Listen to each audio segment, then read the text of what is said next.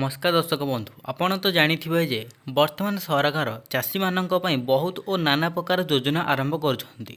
सेथि मध्य गोटे होउची पीएम किसान योजना। एही योजना रे बहुत चाषी को वर्तमान पर्यंत प्रबल टंका मिल साराणी। जदि आपण भी पाई नाहंती ताले एबे आपण ए वीडियो देखि सारा पारे आपणकर विश्वास हबो जे आपण भी टंका पाई परिबे।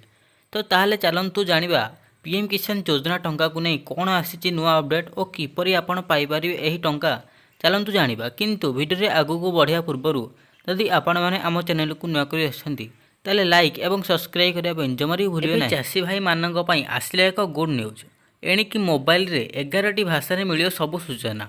नुआ आप शुभारंभ कले आम योजना देशर समस्त कृषक मानक आर्थिक सहायता जोगाई देवा उद्देश्य रे केंद्र सरकार प्रधानमंत्री किसान योजना आरंभ करिसेंती। मध्यस्थित हस्तक्षेप बिना सीधा सड़क कृषक आकाउंट को पठाउछंती टंका एवं प्रति 2 मासरे थरे 2000 टंका लेखाएं पठाउछि। अर्थात 6 मासरे 2000 टंका लेखाएं पर्यंत आपण पाई परिबे। तृतीय थर पई प्रधानमंत्री दायित्व ग्रहण करिया परे नरेंद्र मोदी योग्य चाषी मानक पई पीएम किसान योजना टंका 17तम किस्ती प्रकाश करथिले।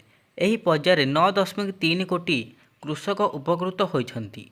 प्राय 20,000 कोटी टंका बंटन कराई सैलाणी।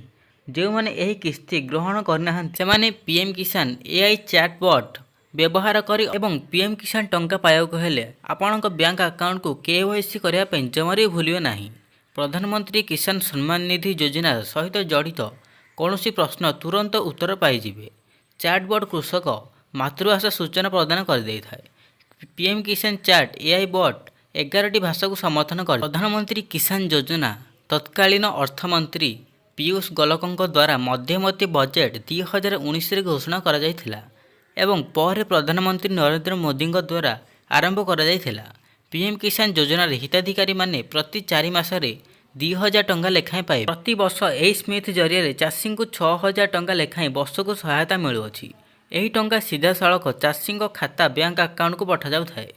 एही योजना अधीन केंद्र प्रतिवर्ष एप्रिल जुलाई अगस्त नवेम्बर एवं डिसेम्बर मार्च मासरे 3टी किस्ती आर्थिक सहायता प्रदान करथाय।